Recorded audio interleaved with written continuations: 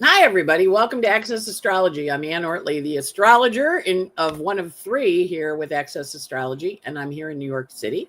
And I am joined by my illustrious friend, Heather Roan Robbins, out there in the wilds of America. Heather. Yes, I am out in western Montana, and it is beautiful out here at this time of year.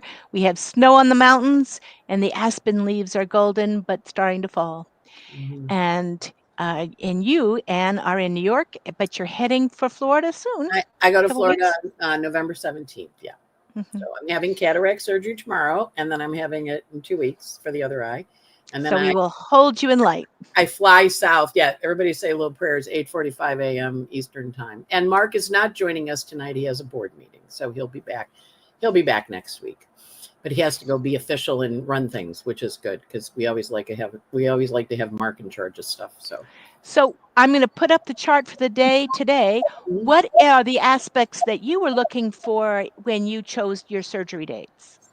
Well, Mars in a good sign, most important, and Venus in Libra, which is because Venus rules my third house of the eyes. So you've got Venus in its own sign, Mars in its own sign. So those are good, they're happy planets. And when I have the surgery tomorrow, the moon will be in Aquarius, which is my rising sign. Always good to have the moon in a sign that is in your first, second, or third because you heal well. We're going new to full because I want to heal well. If you're taking Cancer out, you go full to new because hmm I want it to grow back. So I picked a moon for healing. And the nodes of fate, of course, are on my stuff. Now people might go, "But Anne, it's Mercury retrograde shadow," and I'll go, "Yeah, because I was supposed to do this 2 years ago, and it got postponed because I had cancer surgery, and then last year I broke my leg, so now I'm like, all right, we're getting the eyes fixed." So the chart's lovely for it. But what you look for, and right now my progressed sun and a bunch of other planets are in late Scorpio. So the Mercury and the Mars are in my progress chart. They're very active. And hmm you're gonna see Mars when you have a surgery because so he's on my sun, and the hospital's like right next door, and it's Weill Cornell, so it's tied to a medical school. So it's in the hmm ninth hmm house. So in terms of my chart, it's the aspects are good. Plus, Jupiter's on my Jupiter, and Juno is trining my Uranus and trining my Pluto. So I'm having a grand trine in air from my natal Mercury and my Juno. So I'm partnering with a doctor who I think is pretty fantastic. She's Virgo with Mars and Aries, and she's this little tiny, very, very together Virgo, but she has these high red pumps that she walks in like these big red and that you hear I am Mars and Aries. I Yes. got Mars and Aries when I moved, and she goes really fast. Do, do, do, do, do, do, do, do, do. So Right. like she takes off, in those red heels. That's wonderful. gonna That's be curious. adorable. I'm gonna be curious to see if she operates in them. But she, So when you're in the office, she's in her high red heels. Yes. in that Mars Mercury conjunction in Scorpio, I've talked about it being a surgical aspect. And Yes. many people I know have been having surgery this week, Yep. but we also see it in difficult surgery, as in to the White House, Yeah. and that there is surgical work being given on that, Right. Right. which is hard. But that grand trine in water signs, and when you've got that much water, and I'm gonna put the chart up for earlier today when the Hurricane Melissa hit landfall in western Jamaica, and we don't have much clear report coming in yet, but we know Mars and Mercury are close to an opposition to Uranus. They're about to both go into Sagittarius. We've got a grand trine of water. There is nothing but water if you look at the elements down here. And whenever you see an overabundance of water, you have to work to balance it. If you've got an overabundance of water, you may bring in earthy people or fiery people to help you find that grounding Yep. Yep. because it can be just way too much. And Wait. we've got way too much water down there. Yeah. We were talking about this before, that when you see too many planets in air signs, look out for the windstorms. And then when California was on fire, there were too many planets and fire signs. Mm, That whatever element is overrepresented, can we see every place, every point in the chart has a gift and a challenge, yep. and it's up to us to create a balance between them. Mhm. Find the gift side. There's always a gift to it, but Right, keep an eye out for that shadow side. right, right. And with it, with And Earth, prayers for the when city, there's for grand Jamaica. trines in Earth, it tends to be earthquakes or mudslides. Hmm. There was a whole period of time when there were all these houses were falling off the cliff in California, or those really big dust storms over in Africa. They come off the Sahara, off of Egypt, and blow into the thing. And they have those really big dust and windstorms. So the ancients said way too much of bop bop, whatever the element is. Go back to that one. I just wanted to point out something else in the Okay. landfall chart.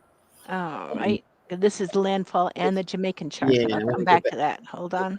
Yeah, I wanted to just point out because there's what we call a basket in the chart, which actually is a protective energy. So if you Mhm, see mhm. you see the Mars and the Mercury opposite the Uranus, and you see the Moon and Cap sextiling the Earth and water, and then you see it opposite. So if you notice, there's like a basket there of sextile, sextile, sextile, and then the opposition. So baskets are helpful because they help contain things and they help hold things.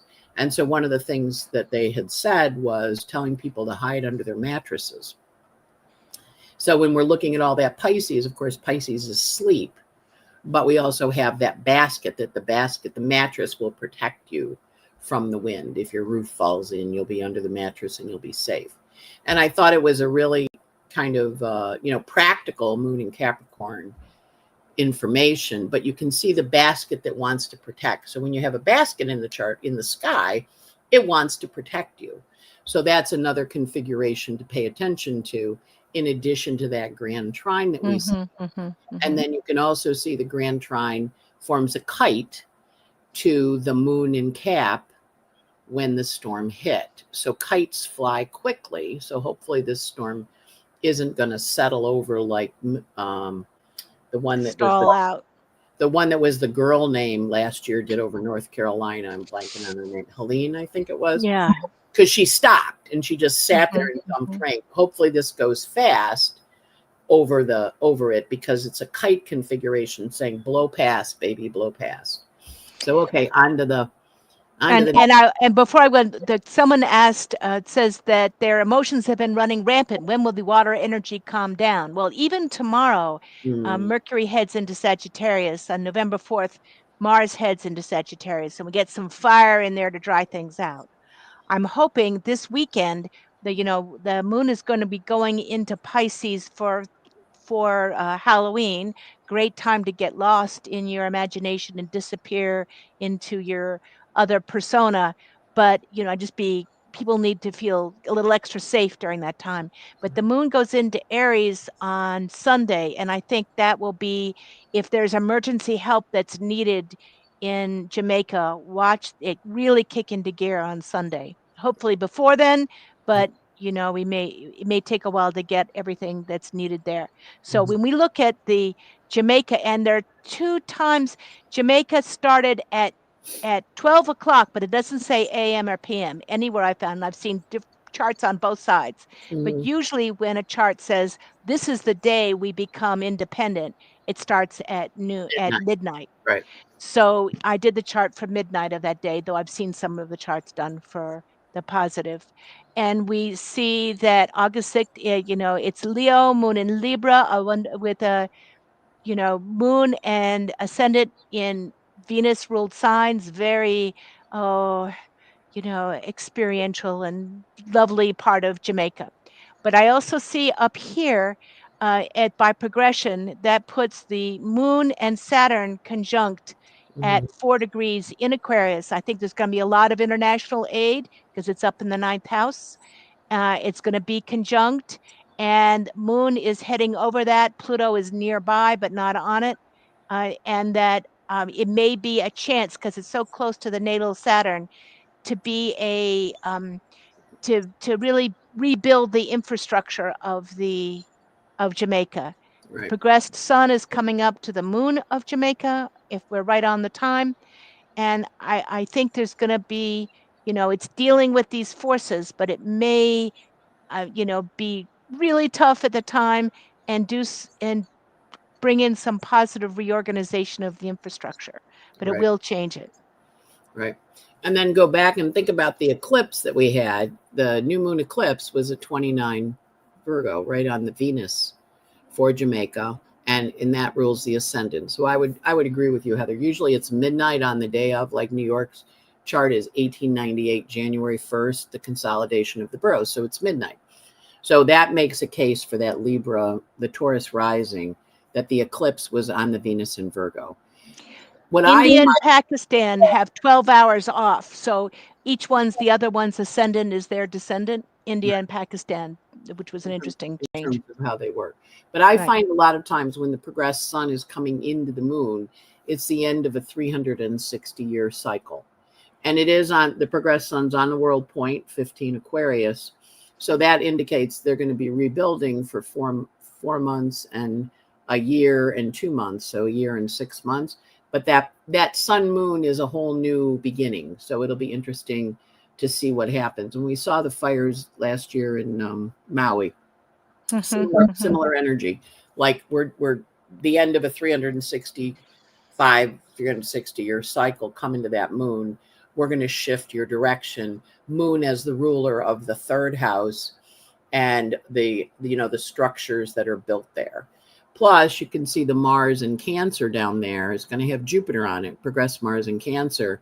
And we have the trine from the Mars in Scorpio and the Mercury in Scorpio. So it's getting attacked by a foreign energy, a lot of water, but it's coming to aspect the Mars on the third house, the progressed Mars, and Jupiter's there. So again, a new 12-year cycle of building and putting back in the roads and the infrastructure, because it looks like it's going to kind of affect the roads more than the housing. So, but yeah, it's a big, and then the South Node's going to go rolling through the fourth house for a year and a half, which again is kind of South Node is take it down and rebuild and build it better. So it'll be interesting to see what happens with it. Yeah.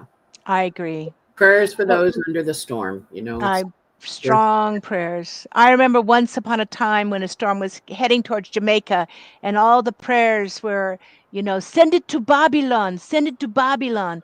And it did. It turned and hit Babylon, New York, right on Long Island, which is really interesting. So we hope that this protects. We're sending protection. Anyway, we know it's going to hit, but this is for Rhonda, who sent it in earlier this year, and we missed it. So we missed you, Rhonda. But I'm sorry. She says, get around, I get around. You came back. You said you missed me. So thank you for writing us. And she says she loves our show, and she's been following us for quite some time, that she learns a ton from us, which is lovely. And her comment is about curious about Mars and its retrogrades. The last one was a doozy. There's been major triggers. Yep. Mm-hmm. And what to do about that. So, and how can she step into into a positive force rather than a turmoil and use it in a good way? So she mailed it to us back when Mars was retrograde? Which she was being affected by Mars retrograde, I gather. Oh, okay. Got it. Okay. And so how do we? She doesn't have it retrograde. She's got it in. No. Yeah. Okay. But she's got it. You can see that Mars has a strong effect on her because it's sandwiched between Saturn in its own sign and the Sun, and so it's contained by that. So it's got a strong kick in her chart. Yeah. Well, and also because the Sun and Mars are going to fire at the same time, and they're in the 8th house, so it's going to really affect her. How she looks at herself, her finances, because the Sun rules the first and the second. And then Mars is, I think it's like a 0 Aries midheaven, right? So that Mars rules her direction in life and purpose. And then it rules her 4th house of home and her 5th house of creativity. Plus she's got that Neptune square the Mars. So she doesn't always see Mars coming. That's what happens. You don't see it. but And it she gets you. says that all of her children are born under Mars retrograde. Okay. But and what I think one of the patterns that I see is that Mars contained in the eighth with those two planets sort of overseeing it. Mars in Aquarius tends to go, I don't know what I want. What do you want? What does the family need? What does the community need? My theories on what I should want are, and can have a little indirect approach to their Mars. And Mars, if you're not direct with Mars, Mars will be direct with you. And so it'll say, oh, do you want this? Oh, I don't want that. How about this? No, I don't want that. So I'd say to kind of really coming to terms with what her not be uncomfortable with the idea of what she wants, or what she feels called or what she feels drawn towards. To hear that inner longing is something that's actually positive instructions for her rather than something that she should somewhat suppress. But it's a little challenge because she's a Cancer rising and the moon's in the fourth house in Libra. Yeah, she So wants to take care of everybody. I take care, and it goes to that Venus in Pisces. So you see their soul, and you don't necessarily hold them accountable for bad behavior. And that's something you're learning. When Mars misfires, you always think of every planet. I always say to clients, especially when they're having really crappy transits with the planet, I'm like, go do the planet consciously, because it's like a glass of water. If I spill it right now, it's half full. If I drink it down to here, it's not so bad. Planets have energy systems. So doing the Mars consciously, Mars in Aquarius, she likes astrology. That's a good Aquarian book. Taking archery lessons, learning how to fire a gun, taking that Japanese art where you whack people with sticks. Denko, I think it is, or Denko. But anyway, using the Mars positively helps, but otherwise it's laying around on the table and somebody can pick it up and shoot you. And this year, Saturn and Neptune both went across her midheaven, which is Mars ruled, went across her midheaven, retrograde back, and will come across her midheaven again in the spring, sitting right on her progressed Mars and opposed her moon. Yeah. So, she's kind of really, it's important to be aware of what other people think, but she's got to call that direction in, and give an example to the people in her, give her kids a good example of what does a healthy Mars look like. Clear boundaries, being in your body, using, defining where you want your energy to go, clarifying small goals, medium goals, large goals, and being flexible about them, but moving in that direction, building some momentum. Yeah.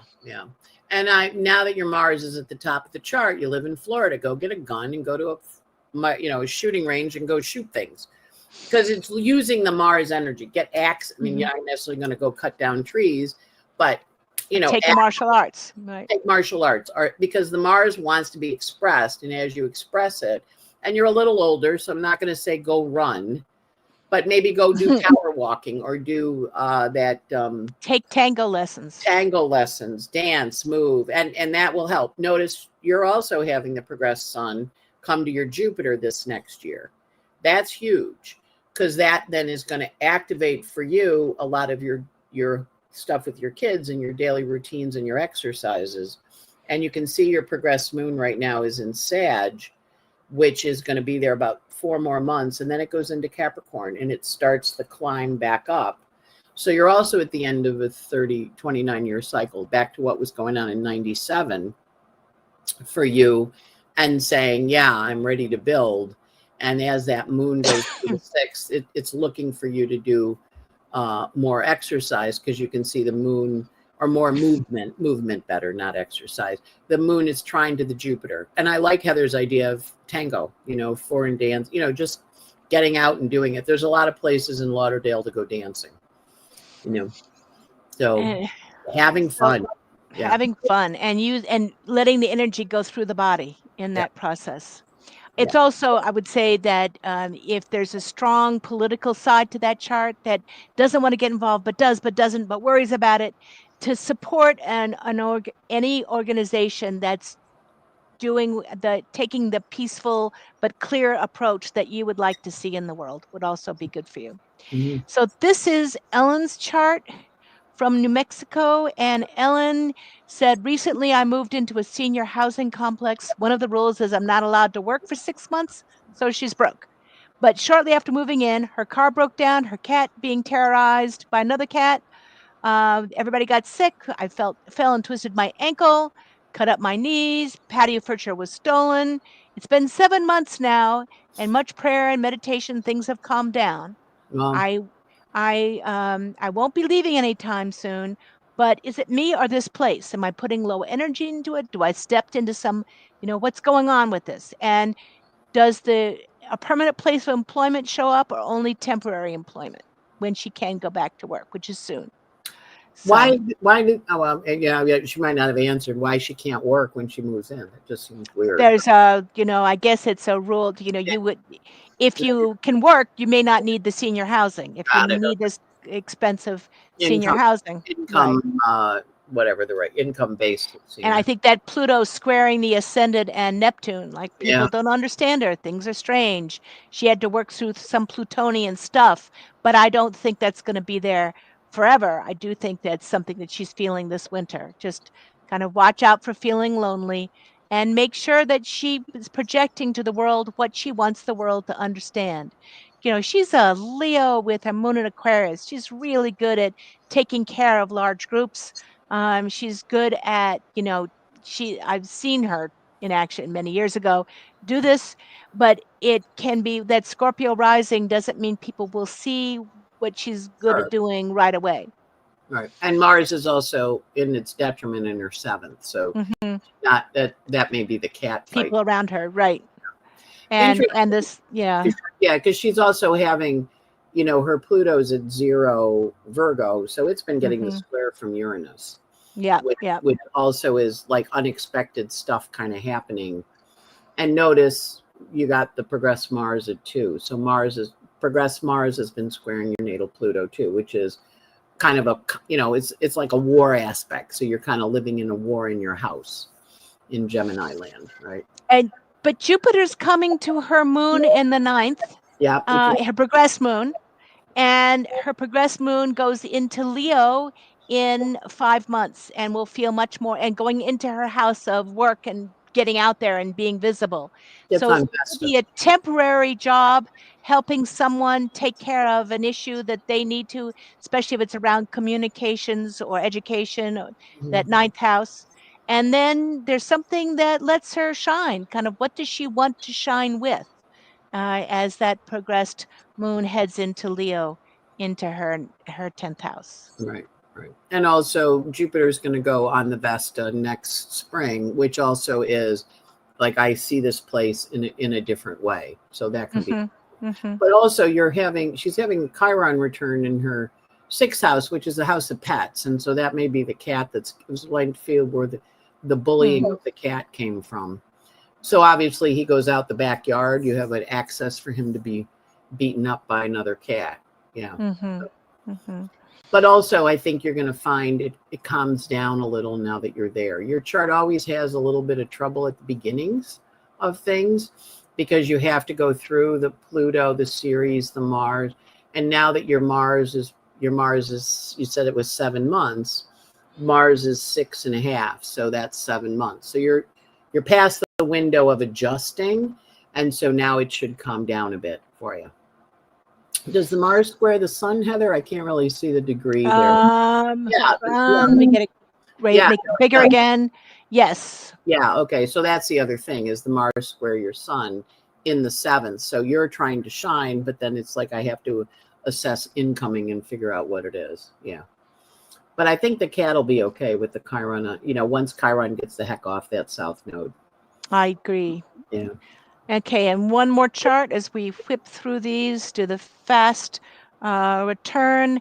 This one, Amy, I would like to tell Anne I absolutely love her.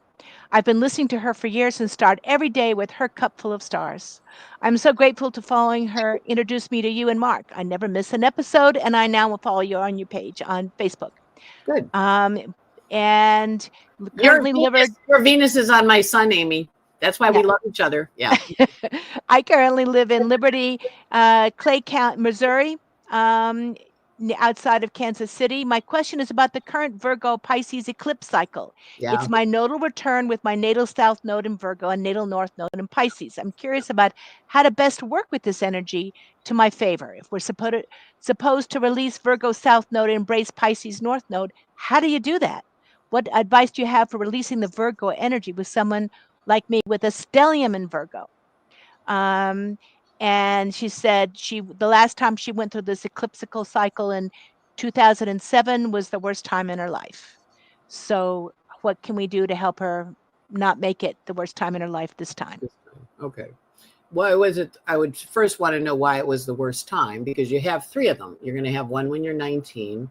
You're going to have one at 38. Now you're having one now. And so the 38 one is also tied to the lunar return. Yeah. So a lot of times people, it's that second eclipse. Her mother died. She got fired. The work was unstable. She had to move, et cetera, et cetera. All 10th house stuff. The moon got nabbed for your mother dying, lost something you loved, Venus on the south node. It's in your career sector. Those planets are in your careers, your calling and purpose in world. So that's that one you did. So now you had the eclipse right. See that Mercury stopped. So when we're born with a stopped Mercury and we have all these Virgo planets, a lot of times they don't do flexible the way they need to. So the chart kind of goes, it like, like tenses, how like drunk drivers are like loose and happy and nothing hits them, but when you see a car coming to hit you, you go like this and you get all tense. So the key with that Mercury stop next to Pluto is relaxing into it. So I would do conscious, relaxing energy when stuff comes, because those planets are on the south node for a reason. You came in with a worry chart. So we incarnate between house 8 and 9. So you incarnated with the moon in Virgo on next to Venus on the south node. So you're back in with a worry life. And your progressed moon in Virgo just conjunct Pluto. Yeah. So it's pulling away. 2 more months, it goes into Libra and things begin to shift. Much easier, much easier. But it also is, you went through the bad one. What happened when you were 19? Leaving home, going off into the world, getting work. So what happens is, if you're not, and this is like a hard one, because sometimes we think we're doing just fine. If you're having a nodal return or even a reversal, the 9-year mark, if you're not on the right path, the nodes want to correct you. And they also want to say time for new experience. And because the emphasis in the chart is so 10th house, they said, well, we're going to fire you and see how you feel. And you're like, what? It's like, well, you're hanging on too tight. You're doing what you do in the work you love. And you have Neptune angular, which is, I have to do what I love. I have to feel it. I have to feel connected to what I'm doing. Otherwise, I shouldn't be doing it. And a lot of times with the Saturn in the 6th house, trining the moon in Virgo, you'll stay someplace longer than you should for security, which is fine. But that moon, all those planets on the south node go, don't get too stuck. How do I release and flow? How do I release and flow?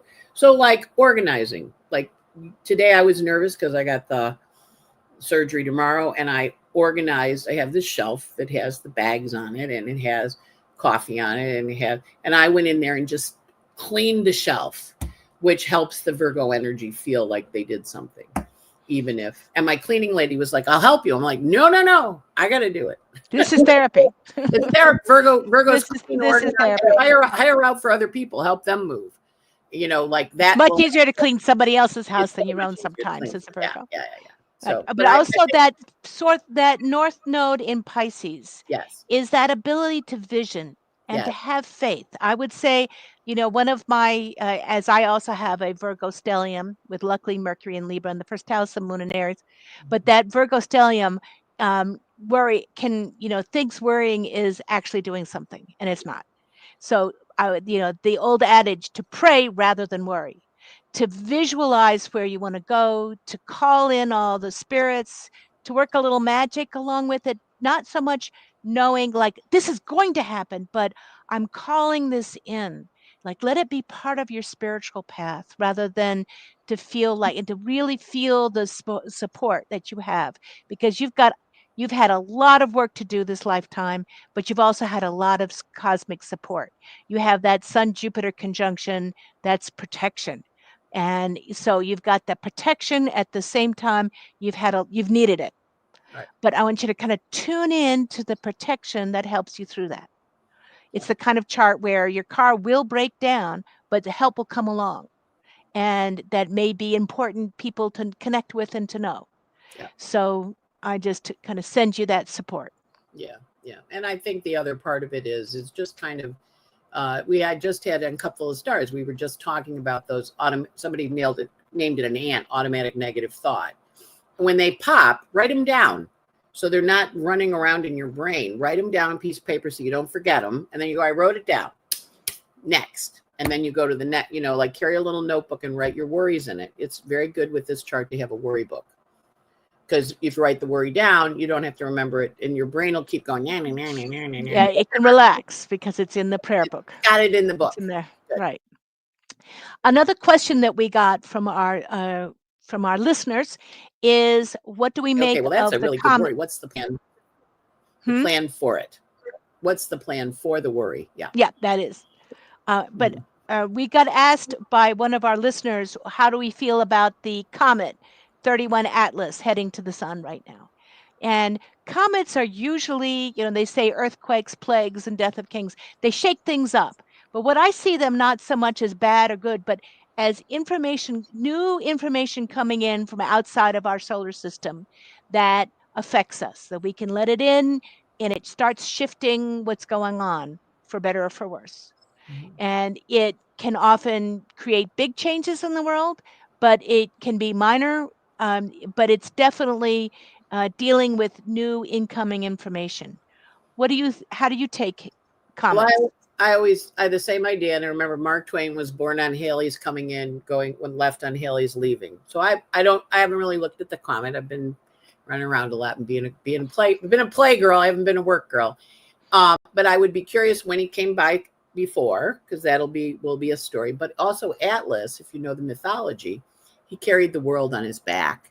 There's a lovely statue of Atlas down by Rockefeller Center, and he's holding the world on his back. And so we're seeing world changes right now with Saturn and Neptune on the world point, 0 Aries, with these planets all supporting this change that we're going into, a new vision of who we are as humans, as humanity. What's our vision? So if you know how long it was since he came by, that would be great. But I think the mythology of the words. So what you look up Atlas's myth, which would be part of the story, because there's a resonance. And as he, thinking of that statue at Rockefeller Center, Google it. It's a beautiful statue. But he's holding the world on his back. And back when Rockefeller Center was built was the Great Depression. And it was part of the projects to make people work again. And so they have all this really interesting worker owner art all through the place, Art Deco, very beautiful. But this statue is a place of honor. And it's how we hold the world on our back. And what is our world? What are we carrying to create? Because we're working with the God Atlas. So that's what I would say. And then I would also go look at the last time he came by, because a lot of times they come through a couple times, like Halley's is every 76 years. So yeah, this one apparently has, I'm not sure it's orbit, but because it's coming in and it has an anti-tail, the tail seems to be going towards the sun, not away from it. So there has been a hypothesis that it has the color of nickel in the burning flames, that it might be an alien spacecraft, and that is, maneuvering jets. I can't rule that out, but I don't think it is. They think more likely it's how the piece is rotating. It's about the size of Manhattan, this comet. So, but that's the buzz, is kind of where it is. It is alien in that it is outside of our solar system that came in and affected us. Okay. Well, we all are waiting for the aliens to come. I mean, Michael Luton always was like, the aliens are coming, and unfortunately, he left before they got here. So, well, maybe they're here. I mean, he said he met some. So we'll see. I'm always up for a good alien as long as they're peaceful. My mother used to always think it was aliens. She'd drive slowly under the high tension wires looking up. And we say that, and she was all Aquarius, Gemini moon, Gemini rising, all air signs. So, but when she was fascinated by when she thought aliens affected history, and I was affected by Jungian mythology, and I was like, no, it's archetypes, no, it's aliens. And I realized we're talking about the same thing, that she just saw it from one perspective. I saw it from not as manifested being perspective, but it's interesting. Mhm. We'll see. In any case, it's time to sign off. We're not going So to take them to our leader, though. We're going no, to say, go hang out with Macron, go talk to Canada. That's who we want to send them to talk. but if you want to take someone away with you for alien experiments, sorry. So would you like to send us off, Anne? Yes, I want everybody to kind of sit back in their chair and think about where you've got this swirling hurricane in your chart. What is your Cancer houses? What do you have at 24 Cancer? What do you have at the late degrees of Scorpio? What do you have in Pisces, the last degrees of Pisces? This swirling energy where we're uniting the ocean with the swamp of Scorpio and with the water, the fresh, clean water of Jupiter and Cancer in its exaltation. And watch where the swirling is, and where you're creating where there's a little whirlpool in your chart, because those planets are whirling around. And then your exit plan, or your plan of how I get that moving forward, is heading towards that Capricorn moon, right, in terms of the energy, or heading out towards the node, going towards the south node in Virgo. We're a little past it, but it's up there. So kind of just really focusing on what wants to surface. And of course, we're Mercury retrograde, shadow. So talk to your ghosts. Talk to your ghosts when they call. They have important news for you. And on that note, I'm Ann Ortley signing off from the Bright Red Desk here in Manhattan. And this is Heather Rowan Robbins signing off from Western Montana. We'll see you Okay, next week. We'll see you next week, and I'll be able to see out of my left eye. Woo! Woo! I'm not quite sure what I do about the glasses because I need them. Well, we'll figure it out. Yeah. Take care. Enough to do the surgery. Have a good week. All right. Big hugs.